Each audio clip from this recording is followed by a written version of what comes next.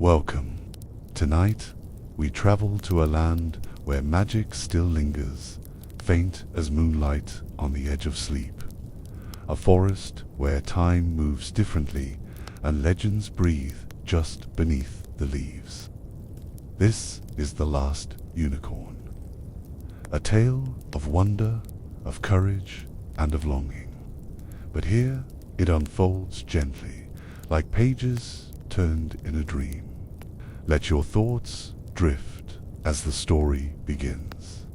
Breathe slowly and follow the shimmer of starlight to where the last unicorn still walks, waiting to be found. And if you enjoy nights like this, where movies become dreams and stories are softly retold, please subscribe and tell us in the comments what film you'd like to hear next. Now, close your eyes and let the magic begin. The forest was endless in its stillness, a place where time seemed to pause between one breath and the next. Sunlight drifted in soft beams through the high canopy, scattering gold upon the moss below. The leaves whispered faintly as though speaking to one another in secret voices. In this quiet kingdom of green, the air was cool and clean, filled with the fragrance of pine and damp earth. Birdsong threaded through the silence, gentle notes echoing from branch to branch. Squirrels leapt softly from tree to tree, their movements swift but never harsh against the calm. A brook wound its way along stones, its waters so clear that the pebbles beneath shone like jewels. Everything lived in harmony, the balance of shadow and light held as steady as the turning of the stars above. In a glade at the heart of this timeless wood, a unicorn lingered among tall grasses. Her coat shone like pearl touched with moonlight, and her mane shimmered as if woven of silver rain. She stood perfectly still, her eyes deep as quiet pools, and the creatures of the forest gathered nearby in peace. They did not fear her, for she was part of the forest itself, as old and unchanging as its roots. When she moved, it was with the grace of water flowing, each step careful and unbroken by haste. Flowers turned gently toward her as she passed, their petals bending in reverence. The air itself seemed lighter around her, touched by her presence. Few had ever seen her, yet all who dwelt in the wood felt her presence as a promise of safety. The unicorn lived not as a guest here, but as its spirit made flesh. Seasons came and passed without stirring her quiet dominion. Snow would lace the branches and melt away. Spring blossoms would open and fall, and still she remained serene and unchanged. Hunters entered the wood from time to time, speaking in hushed voices of the legend that dwelt here. They carried bows and sharp arrows, but none could find her, for the forest itself hid her path from human eyes. The hunters often paused in confusion as the undergrowth thickened before them, or branches bent low as if to bar their way. Though they searched with eager eyes, the forest guided their steps away from her glade. Birds fell silent when they drew too near, and the deer they hoped to find slipped into shadows. The unicorn remained unseen, her presence veiled by the kindness of the woods she called home. One evening, two hunters lingered at the edge of the trees, their voices hushed as the twilight deepened. They spoke of rumors, of a white deer that could never be caught, of a creature older than men's kingdoms. One swore he had glimpsed her horn glinting like silver in moonlight, though his companion laughed and shook his head. Their words drifted through the branches, reaching ears that listened in silence. The unicorn heard their talk and stood unmoving, her breath slow, her gaze steady upon the shadows. She had no fear of them, for she knew they would never find her. Yet their voices stirred something faint within her heart, like the tremor of a leaf touched by wind. It had been long since she thought of the world beyond her forest, a place filled with noise, longing, and restless lives. The men spoke again, their tone hushed with awe. They said the forest was guarded, that no game could be taken here, as if an unseen spirit walked beside the trees. One warned the other never to slay a unicorn, for it would bring endless sorrow. The second man chuckled and said such creatures were no more than tales to frighten children. Still, his eyes darted to the dark as though unsure. When their footsteps faded into distance, the forest grew still again. The unicorn lifted her head, and moonlight slid across her mane like falling water. She listened to the silence, but the echo of their voices remained. Something stirred within her, a question she had never asked, a thought of others like herself. Were there still unicorns beyond these trees, or was she alone beneath the wide turning sky? The night deepened, and stars scattered like white blossoms across the dark sky. The unicorn walked slowly through the glade, each step quiet upon the grass. The thought of other unicorns would not leave her, pressing gently against her stillness. She had always been content within her wood, yet now a restlessness grew, subtle and insistent, like a song half remembered in the hush of dreams. Owls glided soundlessly above, their wings wide against the moon. They watched her with solemn eyes, as if they too sensed the weight of her pondering. The brook murmured softly over its stones, a voice she had always known, but tonight its tone seemed different. It whispered of distance, of paths leading away, of journeys not yet taken. She bent her head to drink, and felt the chill of change upon the water. At dawn the forest bloomed with mist, silver threads weaving among trunks and branches. She lingered at the edge of her glade, her gaze drawn toward the unseen horizon. For the first time in many ages she felt the pull of choice, the quiet invitation of the unknown. The creatures around her stirred and watched, sensing that something within their guardian had shifted. Their hearts beat faster, though the air was calm. She turned from the glade and began to wander through the forest paths. The trees bent gently over her as she moved, leaves brushing against her mane. Every step carried her farther from the place she had always known, and yet the wood did not resist her leaving. It seemed to part before her as if offering blessing, guiding her toward the boundary where branches thinned and daylight widened. At the forest's edge she paused, her hooves resting upon soil touched by open air. Fields stretched beyond, rolling and golden in the morning sun. The wind carried scents she had not known in countless seasons, the fragrance of meadows and distant farms. Behind her the trees whispered their farewell, and ahead lay the wide world, waiting in silence. She stepped forward, leaving her forest sanctuary behind. The meadow opened around her like a sea of gold, grasses swaying gently under the morning breeze. Butterflies lifted in sudden bursts of color, drifting lazily through the sunlit air. The unicorn moved slowly, unhurried, her gaze sweeping over hills that stretched into the haze of distance. Each step away from the forest deepened her sense of wonder, as though she was stepping into a story newly begun. Birds at the field startled at her passing, rising in flocks that turned the sky into shifting patterns of white and gray. She paid them no heed, her eyes fixed ahead as though guided by a quiet instinct. The path beneath her hoofs was not marked by human hands, but formed of soft earth worn by time.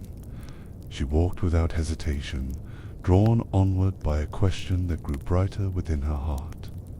As daylight strengthened, the forest behind her receded into a dark band against the horizon. She did not turn back. though she felt its presence like a memory pressed close against her spirit. Ahead lay silence, broken only by the rustle of wind in the grass. She moved through it with a grace that made the land seem hushed in reverence, as if the earth itself recognized her rare and sacred steps. Villages lay not far from the meadow, though she did not yet see them. The air carried faint traces of smoke and tilled soil, signs of human life that lingered beyond her sight. She lifted her head, ears flicking at the distant sound of voices carried on the wind. It was a new sound to her, filled with laughter and shouts, strange and restless in its energy compared to her forest home. Pausing upon a rise, she gazed toward the horizon where rooftops glimmered faintly. A low wall marked the edge of farmland, and beyond it spread fields cut into neat rows. She stepped forward, the scent of hay and earth filling the air round her. The world felt vast, layered with unfamiliar textures and voices. For the first time she was truly apart from her forest, yet her stride did not falter. Children in the village fields were the first to glimpse her. They pointed and called to one another, but their voices held no fear. To their eyes she seemed only a white mare wandering from the woods. They marveled at her beauty, yet none saw the horn that gleamed softly in the sun. The truth of her nature was hidden from them, veiled by a spell older than memory, leaving only wonder behind. Farmers looked up from their work, wiping their brows as they watched her cross the meadow. Some shook their heads, muttering that a stray horse must have slipped from a pasture. Others smiled faintly, taken by her grace, though they could not name the feeling. She walked past them without pause, her steps quiet and steady, her gaze fixed on the horizon. Behind her, whispers followed like drifting seeds. At the edge of the road, a traveller halted his cart and stared. His horses snorted uneasily, stamping hooves against the dust. He narrowed his eyes, unsure what he saw, yet when he tried to fix his gaze upon her horn, it faded like mist. Shaking his head, he muttered of tricks of the light and drove on. The unicorn continued her way, untouched by their disbelief, wrapped in her quiet purpose. Though unseen for what she truly was, the unicorn carried herself with unbroken dignity. Villagers watched her with a kind of longing, stirred by a beauty they could not fully understand. Some reached out as if to call her closer, but she never turned. Her presence was fleeting, like a dream passing upon waking, leaving them unsure if they had seen her at all. She was already gone down the road. As evening approached, the road led her between hedges heavy with summer bloom. Shadows lengthened across the path, and the air filled with the scent of clover and wild roses. She walked in silence, her mane catching the last light of day. Behind her the sounds of human life grew faint, replaced once more by the hum of insects and the soft rustle of wind. She was alone beneath the sky. Night drew its curtain across the fields, and the stars appeared in countless numbers overhead. The unicorn rested in a meadow, where fireflies drifted like tiny lanterns. Their glow flickered among the grasses, rising and falling in gentle rhythm. She lowered her head to graze, her horn catching the starlight in a faint shimmer unseen by human eyes. The stillness wrapped around her, vast and quiet as eternity. A fox slipped from the hedgerow, its coat a burnished red beneath the moon. It paused to watch her, amber eyes glinting with curiosity. For a moment the two regarded one another in silence, and then the fox trotted lightly across the field, vanishing into shadows. Such encounters did not surprise her. The creatures of the earth recognized her without doubt, and they showed no fear in her presence. The road stretched onward through rolling hills, faint in the silver glow of dawn. She walked as the sky brightened from deep violet to soft rose, the new day unfolding around her. Birds rose in a chorus of morning song, filling the air with gentle music. Each step seemed to draw her farther from the life she had known, and yet the path ahead pulled at her with quiet certainty, calling her onward.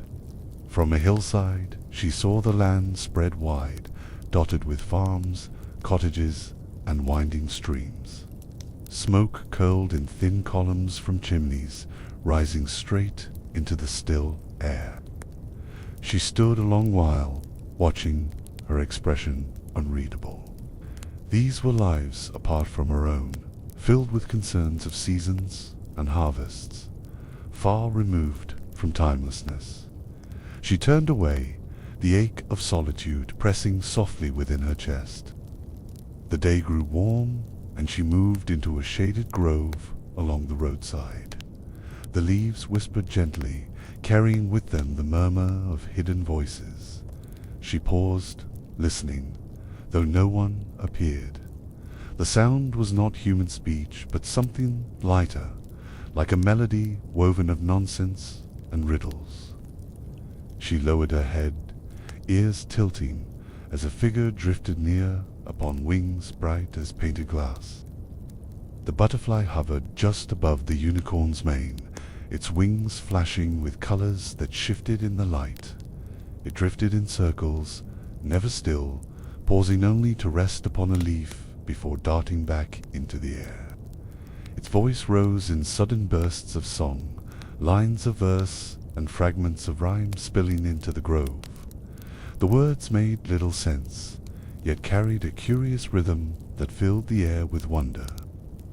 She lifted her head to follow its fluttering path, her eyes calm and unblinking.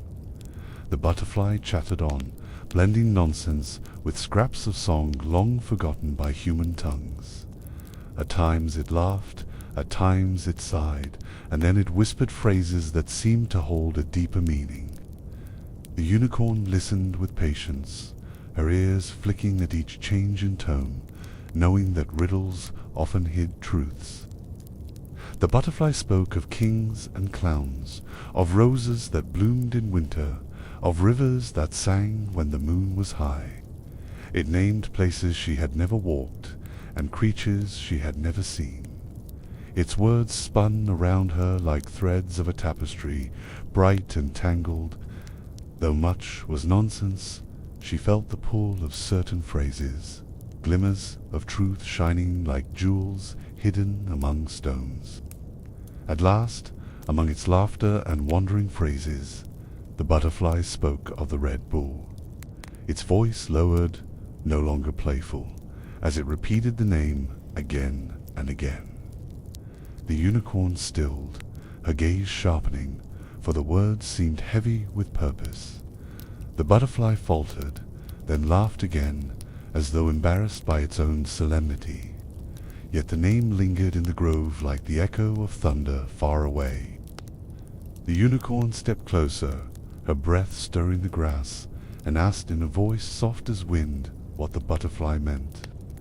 The creature whirled upward, its wings trembling as it chanted lines that blurred sense and nonsense together. Between rhymes of flowers and bells, the name returned, always the Red Bull, always chasing. The butterfly's voice quivered with both fear and awe, and its words clung to the air. The butterfly circled her horn, its wings glinting with shifting colors. It sang of creatures driven before the Red Bull, their forms vanishing into mist by the sea. The unicorn listened, her heart stirred by a faint unease. These words were no longer playful riddles. They carried the weight of memory, as though this tiny wanderer echoed a truth too vast for its fragile wings to bear. She asked again where the others of her kind had gone. The butterfly's song stumbled, breaking into fragments of lullabies and old tales. Between the broken lines, she heard it repeat that the bull had driven them west, always west, until the sea received them. Her breath slowed as she absorbed the meaning. If its words were true, then her kin were not vanished, but held captive beyond her reach. The butterfly darted high, its voice shifting back to laughter, as though eager to hide from what it had revealed. It recited riddles of kings, of seasons reversed, of crowns made from straw. Yet the unicorn remained still, her thoughts caught upon that one image, the sea crowded with her own kind. She lowered her head, her eyes distant, and felt the stirrings of sorrow awaken within her. The butterfly's songs grew thinner as it drifted farther into the grove. Its voice faded into the hum of summer, until only the rustling of leaves remained. The unicorn stood in silence, her mane shimmering in the dappled light. Though the butterfly was gone, its words lingered. The name of the Red Bull echoed in her mind, heavy and unyielding, a call that could not be ignored or forgotten. She turned away from the grove, her hooves pressing softly into the earth. For the first time she carried with her more than questions. Now she held a direction, a thread of purpose that pointed beyond her forest and its boundaries. West, always west, toward the sea where the Red Bull had driven her kin. The world stretched before her, vast and unknown, and she began her journey to find them. The road wound gently across the countryside, a ribbon of dust and stone beneath the bright summer sky. The unicorn followed it at an even pace, her shadow drifting beside her across the fields. Farmers passed with wagons drawn by oxen, yet none recognized her true form. To them she was only a pale mare, lovely but ordinary, her horn hidden from their sight by the spell of disbelief. She moved through villages where children played in the lanes and dogs barked from doorways. Their laughter fell silent for a moment as she passed, for something about her quiet presence stirred wonder in their hearts. They could not name it, nor did they understand why the world seemed brighter for her passing. By the time they turned to watch again, she was already a pale shape on the road. The days passed gently, each one blending into the next. She traveled through rolling hills and meadows scented with clover. At night she rested in small groves, the stars glimmering above like lanterns. Though her path carried her far from her forest, she felt no fear. Her journey was guided by a purpose larger than herself, a pull that led her ever westward toward the sea and the unknown. Along the way she crossed a stream where willows leaned low, their branches trailing in the current. She paused to drink, the cool water reflecting her silver form. A heron lifted suddenly from the reeds, its wings vast in the quiet air. She watched it rise, and for a moment thought of her kin, hidden perhaps in some place where wings of sea spray rose like this bird's flight. On a twilight road she passed a camp of travelers who warmed themselves by a fire. They watched her approach with curious eyes, whispering softly to one another. One woman called her beautiful, yet her voice held a trace of unease. The unicorn passed without slowing, the firelight glimmering faintly along her mane. When she was gone, the camp fell into silence, as if unwilling to break the spell she left. Morning came soft and golden, mist curling above the fields. The unicorn followed a dirt path lined with hedges heavy with dew. Birds flitted from branch to branch, scattering droplets that sparkled in the light.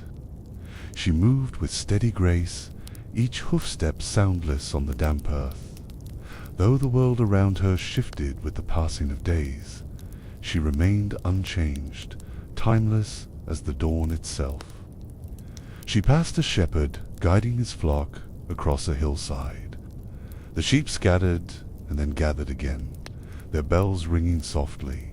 The man raised his staff and shaded his eyes as she drew near. For a moment he stared as if caught by a dream, but then he shook his head and muttered of strays.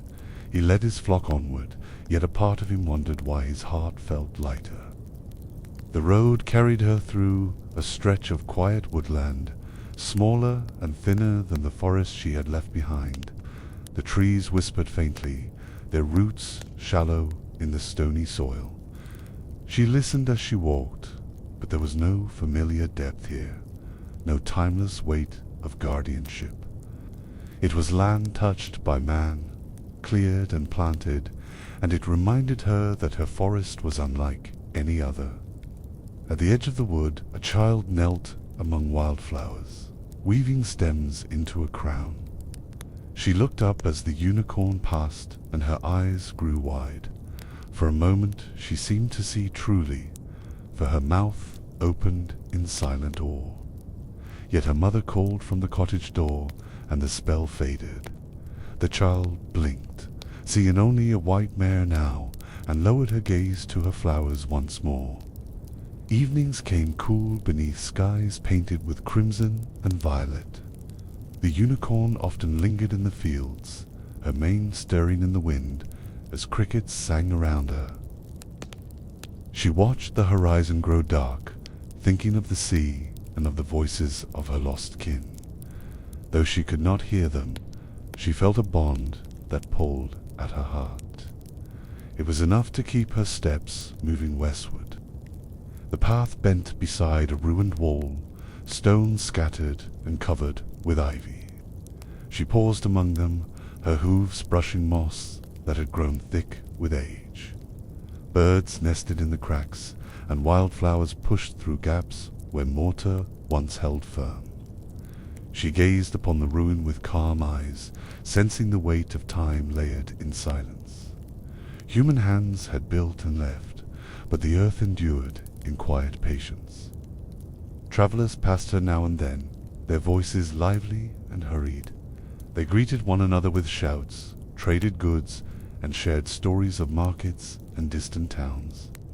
None gave her more than a glance, though some smiled faintly without knowing why. She was like a fleeting thought, a shimmer at the edge of their vision. By the time they remembered her, she had already vanished beyond the turn of the road. A summer storm rose suddenly, clouds gathering in grey towers above the fields. The unicorn did not hurry, but walked with even steps as rain swept down. Her mane clung to her neck, her coat gleamed with silver drops, and lightning glimmered faintly on the horizon. She moved through the storm as if untouched, her presence calm against the wildness. Birds huddled in branches, but she remained steady and still. When the storm passed, the air smelled of rain and earth, fresh and sweet. Puddles shone like mirrors across the road, and she stepped lightly through them. Frogs croaked from the ditches, their voices rising in chorus, and the world seemed washed clean. She lifted her head to the fading clouds, where sunlight spilled through in golden shafts. It felt as though the sky itself had blessed her journey. The days grew long, and the road stretched into distances she had never walked before. Villages appeared and fell behind, fields opened wide and closed again. At times she travelled alone for hours, without a single voice or sight of another. Yet she did not feel abandoned. The land itself kept her company, its rhythms of wind, water, and song guiding her onward, reminding her that she was never truly alone. On a quiet morning she passed a wayside shrine, its stones worn smooth by countless seasons. Flowers had been left in small bundles, fading yet fragrant in the cool air. She paused before it, sensing the devotion of human hearts pressed into the simple altar. Though their prayers were not meant for her, she felt a faint kinship with their longing, a shared desire for something greater than themselves. Further along the path, she came upon a hollow tree where bees had built their hive. The air hummed with their steady labor, golden drops of honey glinting within the comb. She watched as they moved with perfect rhythm, each one serving its place. Their devotion reminded her of the order within her forest, where all creatures had once gathered in balance around her silent presence. She turned and walked on. At dusk, she entered a valley filled with fireflies. Their light flickered across the grasses, rising in waves that rolled like a soft tide. She walked through them slowly, each step scattering gentle sparks into the air. The night grew alive with quiet brilliance, and she felt the memory of stars mirrored around her. The valley seemed to breathe in harmony, each light a heartbeat in the deepening dark. One night she followed the road into a village square where music drifted from an inn. Lanterns glowed in the windows. Voices spilled out in laughter and song. She lingered at the edge, unseen except as a pale figure beneath the moon. The sound was strange to her, so lively and full of longing. She listened, feeling the warmth of human joy from afar, then turned away to seek silence again. Beyond the village, the road narrowed into a wooded lane lined with tangled branches that wove a roof above. Shadows gathered quickly, and the air grew cool. She moved quietly, her hooves pressing softly into the earth. Somewhere ahead, faint and uncertain, came the sound of a man's voice.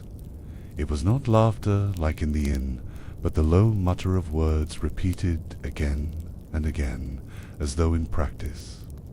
The unicorn slowed her pace, ears flicking toward the sound.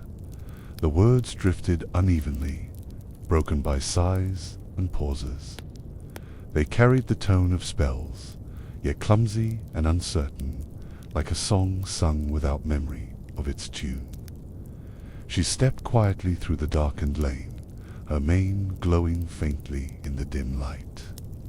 The voice grew clearer, revealing a man speaking to the night, as though begging it to listen. In a small clearing stood a thin figure wrapped in a worn cloak. His hands moved awkwardly as he traced signs in the air, his lips shaping phrases that fell apart before they could hold meaning. The lantern at his feet flickered with a weak flame, casting long shadows across the ground. He was a magician by trade, yet even to her eyes he seemed unsteady, as if chasing power beyond his grasp. The unicorn stepped closer, her hooves soundless on the grass. The man startled, turning quickly, his expression shifting from fear to wonder. For a heartbeat he seemed to see her truly, his eyes widening as if he glimpsed her horn in the pale light. Then the moment passed, and he blinked uncertainly. Still, some part of him lingered on that vision, and his voice softened as he greeted her. "Beautiful creature," he murmured, his voice tired yet filled with awe. "You are no common mare, though I cannot name what you are." His hands lowered, the unfinished spell forgotten. The unicorn stood silently before him, her gaze calm, her breath steady in the cool night air. Though she did not speak, the man felt her presence as surely as if she had answered, her silence carrying more weight than words. The man introduced himself as Schmendrick, a magician of little fortune. His voice wavered between pride and shame, boasting of talents he had not mastered. Yet beneath his words lay a gentleness, a yearning to be more than he was. The unicorn listened without judgment, her eyes reflecting the lantern flame. In his stumbling honesty she sensed no malice, only a spirit caught between dreams and failure. Schmendrick bowed clumsily, nearly tripping over his cloak as he did so.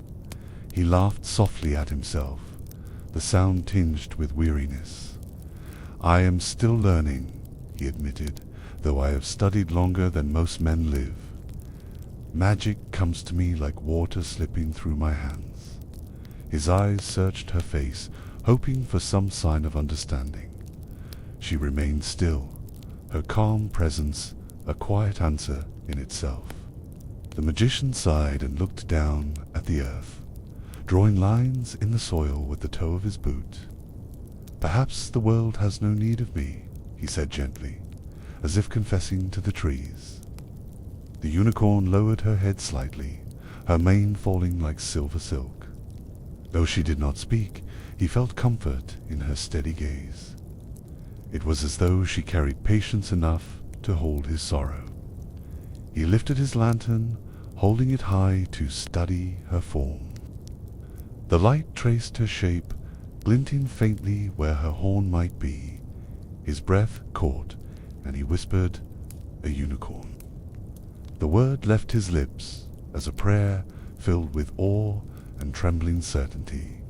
For a moment disbelief warred with wonder, but in the stillness of her eyes he found truth. His hands shook as he lowered the lantern again. The unicorn did not move, allowing him to see her as clearly as his heart would permit. Schmendrick bowed once more, this time with more care, his cloak brushing the ground. "I will not betray you," he promised quietly. His voice lacked grandeur, but held sincerity. She studied him for a long moment, sensing no shadow in his intent. Though clumsy and uncertain, he seemed woven with honesty like unpolished stone. They stood together in the hush of the night, two unlikely companions bound by chance. The magician's lantern sputtered but held its flame, casting a circle of soft light around them. Beyond, the woods whispered with unseen life, yet within the clearing there was only calm. Schmendrick smiled faintly, as though comforted by her silent company. For the first time in many days, she did not walk alone. They walked together beneath the arch of trees, Schmendrick holding his lantern high while the unicorn moved soundlessly beside him. He spoke often, filling the night with words, though his sentences wandered. He told stories of his travels, of villages where his tricks brought laughter, and of times when his spells slipped out of control. The unicorn listened in silence, her eyes steady, her presence softening his unease. At times he attempted small displays of magic, shaping sparks in the air or muttering charms meant to conjure flame. Most flickered out before they formed, leaving only smoke and disappointment. Still he laughed at himself, calling failure his most faithful companion. The unicorn watched with quiet patience, her gaze reflecting the sparks. Though his skills faltered, she sensed his heart carried no deceit, only longing. The road led them past a meadow bright with moonlight. Owls called softly from hidden branches, and the air smelled of wild thyme. Schmendrick grew quiet as he walked, stealing glances at the unicorn. He still wondered if she was a dream, yet each step beside her convinced him more of her truth. He whispered to himself, marveling that he had found what others sought only in legends. When dawn touched the sky, Schmendrick fell silent at last. Weariness lined his face, though his eyes remained bright with awe. He sat upon a fallen log, setting his lantern down beside him. The unicorn grazed nearby, her mane glinting with the light of morning. For a while neither spoke nor moved.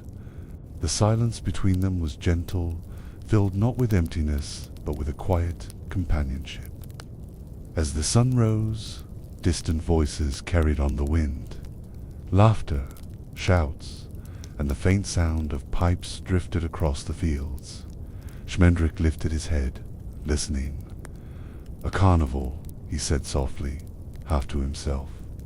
His eyes flickered with both hope and unease. He gathered his cloak about him and stood. The unicorn raised her head as well, her gaze fixed on the horizon where bright banners stirred. The road bent into a wide meadow where bright banners fluttered in the breeze. Painted wagons stood in a circle, their sides adorned with faded pictures of beasts and wonders. The air smelled of smoke and roasting food, and music drifted faintly from a cracked fiddle. Schmendrick slowed his pace, his eyes wary. He knew these shows, filled with tricks and cages, meant to catch coin from wandering crowds. The unicorn walked beside him, her presence calm and steady. She watched the camp with quiet eyes, sensing unease hidden beneath the color and sound. The laughter of barkers carried across the grass, inviting strangers to marvel at impossible sights. Schmendrick drew his cloak tighter and muttered of illusions and cruel bargains. He warned her to stay close, for not all enchantments here were kind or harmless. They passed the wagon painted with stars, its wheels sunk deep into the earth. A cage stood nearby, its bars black with soot, holding a beast that shifted in shadow. The unicorn paused, her gaze fallen upon it. Though its form looked strange and monstrous, her eyes saw through the spell. She knew the creature was no demon, but a lion, worn thin and weary, dressed in magic to frighten the crowd. Schmendrick whispered of Mummy Fortuna, the witch who owned the carnival. She clothed her poor animals in glamours, so that men believed them to be creatures of legend. He spoke of her power with both fear and pity, for she could twist illusions to bind even the innocent. The unicorn listened in silence, her heart heavy as she gazed upon the caged lion. Its eyes met hers, filled with sorrow. Further down the line of cages, strange shapes stirred behind iron bars. A serpent with wings coiled restlessly. A harpy beat its vast wings. A dragon curled among scattered bones. Yet the unicorn knew each was a victim of false enchantment, their true selves hidden beneath the veil. She moved slowly past them, her breath steady, her heart filled with compassion for their suffering within these cruel prisons. At the center of the wagons stood a crooked tent striped in faded red and black. From within came the low murmur of voices and the crack of a whip. The flap stirred, and out stepped an old woman draped in shawls heavy with charms. Her eyes glimmered sharp as glass beneath her hood. This was Mummy Fortuna, mistress of the carnival, her presence both frail and fierce, like fire hidden in ash. She leaned upon a staff carved with strange markings, tapping it against the ground as she walked. Her gaze swept over Schmendrick first, narrowing with a smile that carried more scorn than warmth. Then her eyes fell upon the unicorn. For a long moment she stared, and her lips curled in knowing triumph. Unlike others, she did not mistake what stood before her. She saw the truth and claimed it silently. Schmendrick stepped back, bowing awkwardly in greeting. He mumbled a name and offered his services. But Mummy Fortuna laughed, her voice cracked and sharp. "A magician who cannot hold a spark," she said, "and a creature too proud for cages. What fortune leads you both to me?" Her words hung heavy in the air, part challenge and part welcome. She tapped her staff once, and the lion roared weakly in reply. The unicorn remained still, her breath soft as mist. She met the witch's stare with calm eyes, neither defiant nor afraid. Mummy Fortuna smirked, as though pleased by her composure. "Yes," she whispered, "I will show them what they do not believe, and they will pay for it gladly." Her staff tapped again, and the cages rattled with enchantment, the false shapes flickering brighter to lure the gullible crowds. Schmendrick whispered to the unicorn, warning that the witch's power was real enough to bind even what should remain free, yet he admitted he lacked the strength to oppose her alone. The unicorn turned her gaze upon the cages, then back to the witch, her stillness holding the weight of choice. The night deepened around them, and the carnival lights flickered like restless stars caught within the dark. Mummy Fortuna raised her staff and muttered low words, her breath curling in the chill night. The air thickened with unseen weight, and the iron bars of an empty cage rattled. With a gesture, she beckoned the unicorn forward as though the spell alone could bend her will. The unicorn did not move, her hooves firm against the ground, her calm eyes unshaken by the crooked magic pressing against her. The witch's grin widened, and she twisted the spell tighter. Shapes shimmered in the air, threads of glamour seeking to bind what they touched. Yet the unicorn's light was her own, older and purer than any mortal charm. The enchantment clung like mist to her mane, only to fade away in silence. Still, Mummy Fortuna laughed softly, for even failing to bind her was proof that she was real. Schmendrick stepped forward, raising his hands in protest. He spoke quickly, warning the old woman that such a being was not hers to keep. His words stumbled, but his tone was earnest. Mummy Fortuna only scoffed, calling him a bungler and a fool. Magic is not kindness, she told him.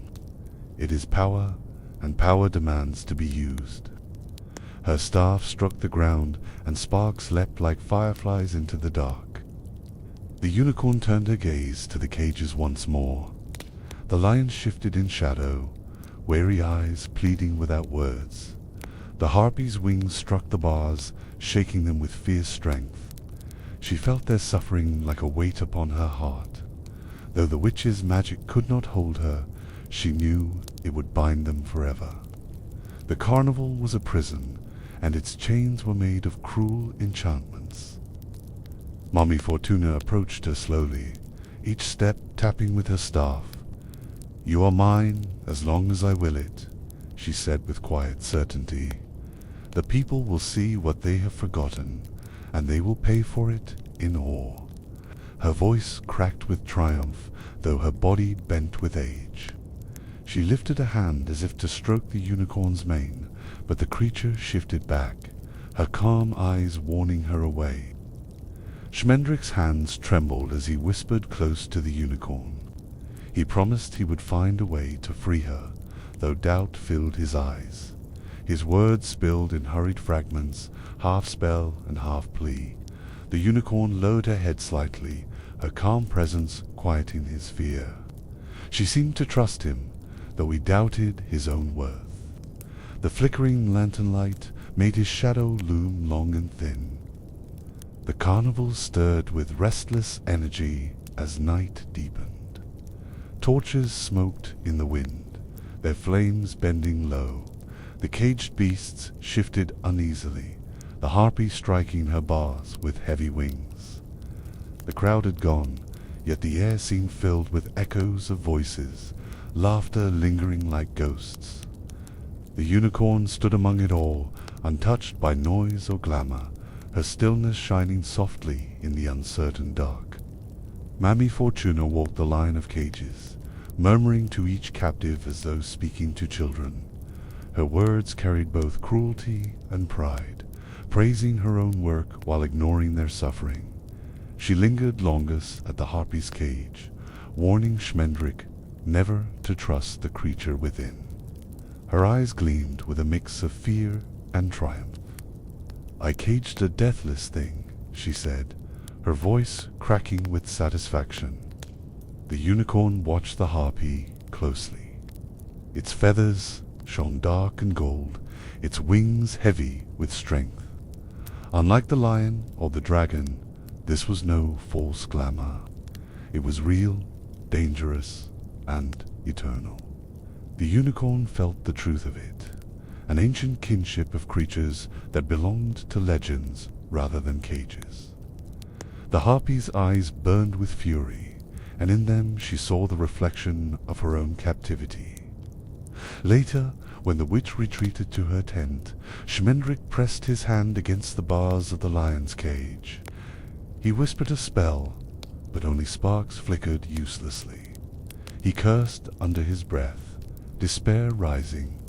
The unicorn stepped close, her horn brushing lightly against the iron. The bars shivered, glowing faintly with silver light. Schmendrick stared in awe, realizing her power could undo what the witch had bound. The lion stepped back as the bars glowed, its weary eyes brightening with sudden hope.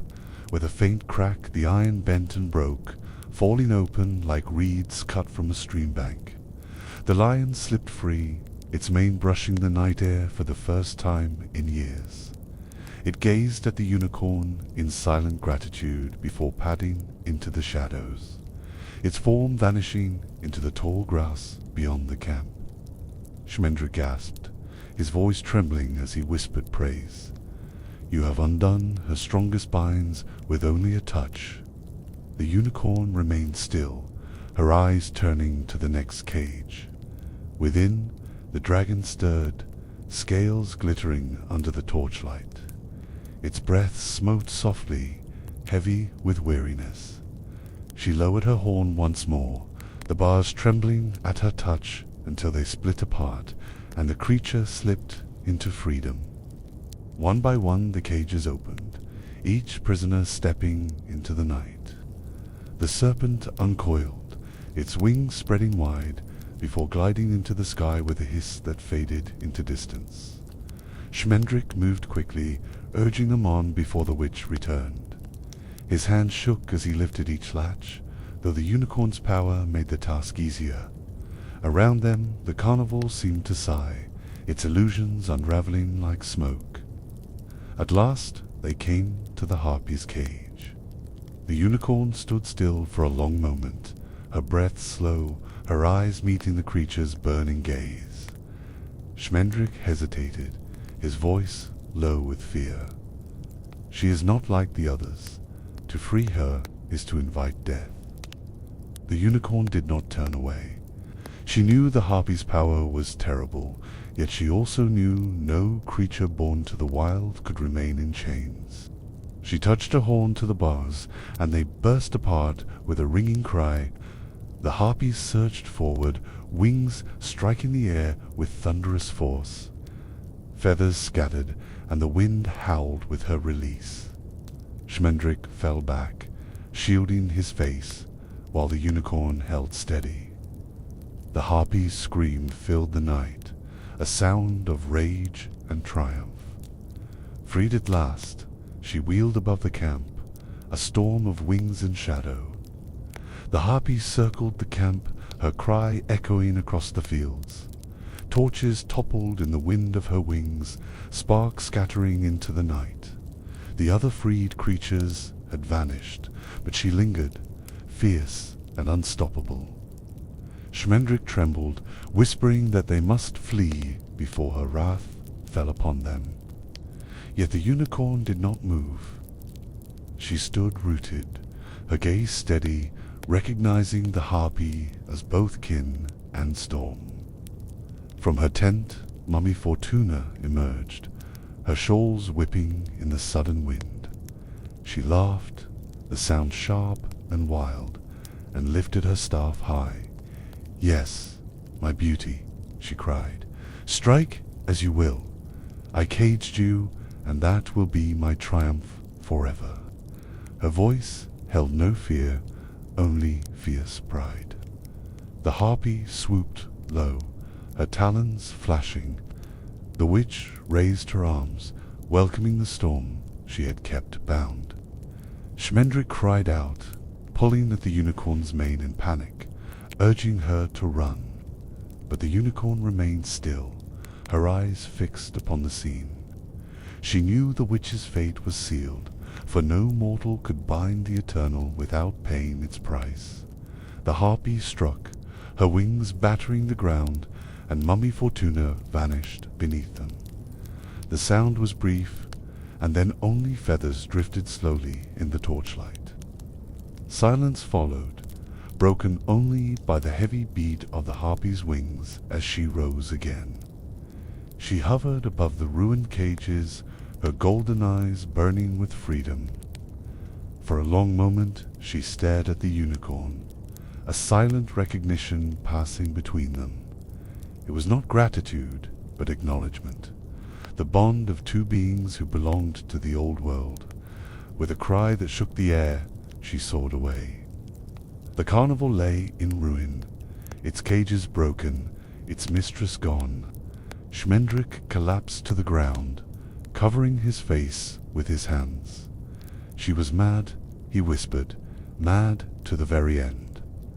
The unicorn stepped past him, her mane stirring in the fading wind. She gazed at the empty tents and wagons, now hollow shells stripped of their false splendor. The night closed over them, and all was quiet once more.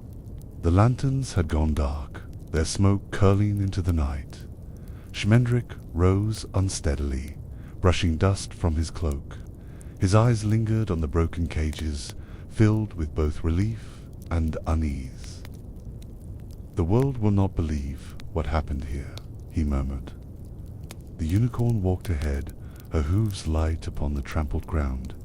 She did not look back, for she carried the weight of freedom into the open road. They followed the path away from the camp, the silence deep around them. Schmendrick spoke little, his voice shaken by what he had seen.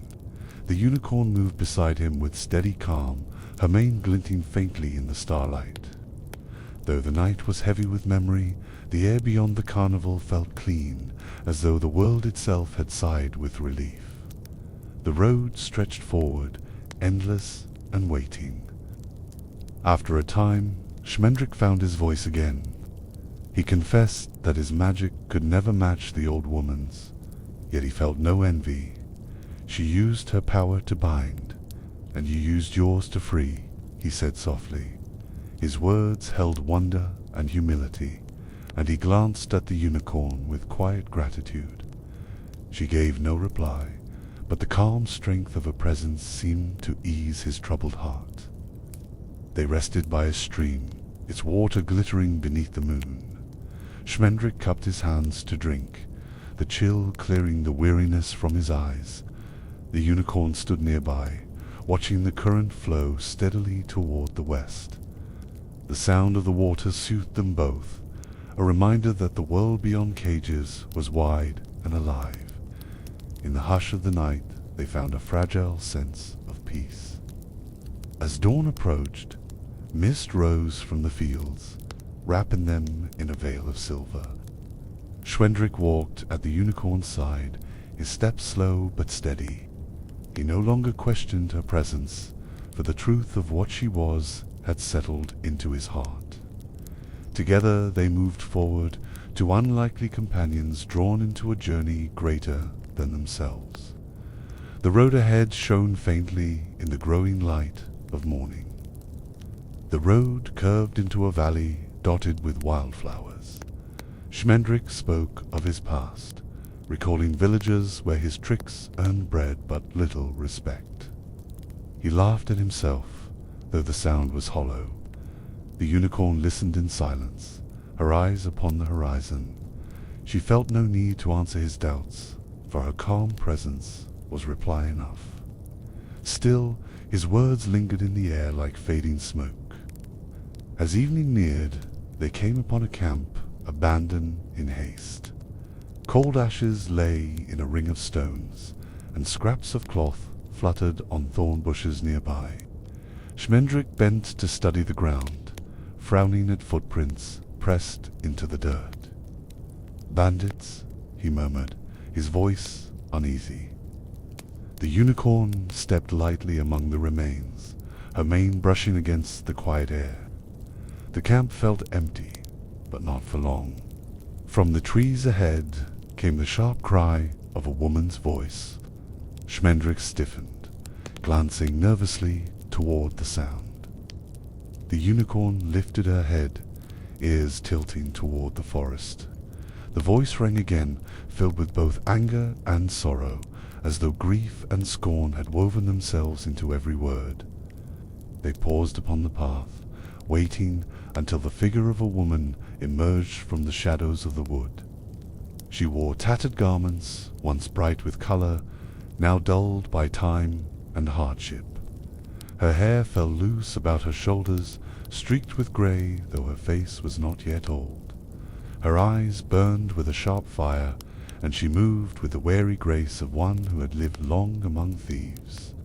Schmendrick muttered her name with surprise, for he knew her by rumour. This was Molly Grew, the bandit's woman. Molly halted before them, her gaze falling upon the unicorn.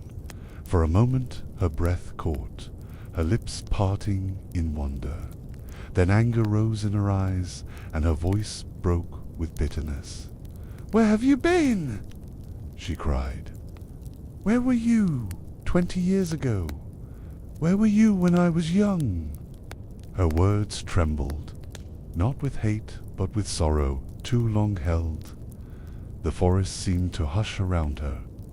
Molly's outburst faded into silence, her shoulders trembling with the weight of her words. The unicorn stood before her, still and radiant, her eyes reflecting sorrow without judgment. Schmendrick shifted uneasily, but Molly's gaze remained fixed upon the creature. At last her voice softened, breaking into a whisper. "Still, you came at last," she said, her anger ebbing into tears that glimmered in the fading light of dusk. The unicorn stepped closer, her breath warm against the air. Molly reached out with trembling hands, her fingers brushing the mane that shimmered like silver threads. Wonder filled her eyes, and for a moment all bitterness fell away. She knelt upon the earth, bowing her head as though before a queen. Schmendrick watched quietly, his own heart stirred by the depth of Molly's grief and the healing touch of awe. When she rose, Molly wiped her eyes and looked upon them both with a steady resolve. "I will not let you walk alone," she said firmly. Her voice carried the strength of one who had known hardship and chosen to endure. Schmendrick hesitated, uncertain, but the unicorn remained calm, her silence neither denying nor rejecting. In that stillness Molly found her answer, and she joined them on the path ahead. Together they walked into the twilight, three figures bound by chance and purpose. The road wound through fields glowing with fireflies, their light drifting like stars fallen close to earth. Molly kept close to the unicorn, her eyes never far from her. Schmendrick spoke little, sensing a new balance between them. The night deepened, filled with the quiet rhythm of their footsteps and the songs of crickets in the grass. They camped beside a fallen oak, its roots twisted into shapes like frozen waves. Molly built a fire with swift hands, her movements practiced from years of hard living. Flames rose, sending warmth into the cool air. Schmendrick sat across from her, fumbling with words he did not speak. The unicorn grazed nearby, luminous in the firelight, her presence making the small camp feel like the heart of the world. The fire crackled softly, its smoke curling into the starry sky. Molly watched the flames, her face lined with both weariness and strength. She spoke of the bandits she had left behind, of wasted years spent in shadows. Her voice did not tremble, though sorrow edged each word. Schmendrick listened in silence, ashamed of his own complaints. The unicorn stood nearby, her presence steady, a comfort to them both. Morning came with pale light spilling through the branches. Dew clung to the grass, and birds filled the air with their calls.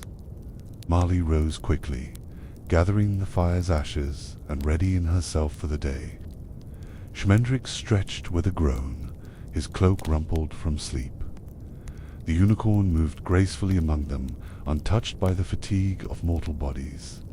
Together they set out again, their steps steady on the winding road. The land grew wilder as they travelled, hills rolling into dense thickets and rocky slopes. Paths twisted unpredictably, and streams cut across their way. Molly moved with surprising surety, guiding them as if she had always known the land. Schmendrick stumbled often, cursing his clumsy boots, but she laughed softly, her voice warming the air. The unicorn moved ahead without strain, her presence a beacon leading them onward. One evening they came upon the ruins of a village, its stones broken and walls overtaken by ivy. Silence hung heavy, broken only by the rustle of wind through empty windows. Molly's eyes darkened as she looked upon the fallen homes. "This was once a place of laughter," she murmured. The unicorn walked slowly among the ruins, her mane glimmering against the shadows, bringing a brief light to the hollow streets. They rested within the shell of an old church, its roof fallen and its walls leaning. Stars shone through the gaps above, painting the broken stones with silver light. Schmendrick leaned against a pillar, speaking softly of how time claimed all things. Molly countered with sharp words, saying time could not erase truth or memory. The unicorn stood at the altar, her stillness a reminder of something eternal and unbroken. Dawn painted the ruined church in soft hues of rose and gold. Molly stirred the embers of their small fire, coaxing one last warmth before they set out. Schmendrick rubbed his eyes, muttering that his dreams had been filled with broken spells and fading laughter. The unicorn stepped into the light of morning, her coat shining as though the sun had risen only to reflect her presence. The path led them into a dense wood where branches tangled overhead, dimming the day into twilight. Moss carpeted the ground, muffling their steps, and the air smelled of damp earth. Molly walked close to the unicorn, her hand brushing the mane as though to reassure herself the vision was real. Schmendrick trailed behind, whispering words of protection that fizzled out before they could take shape. In a small clearing they paused to rest.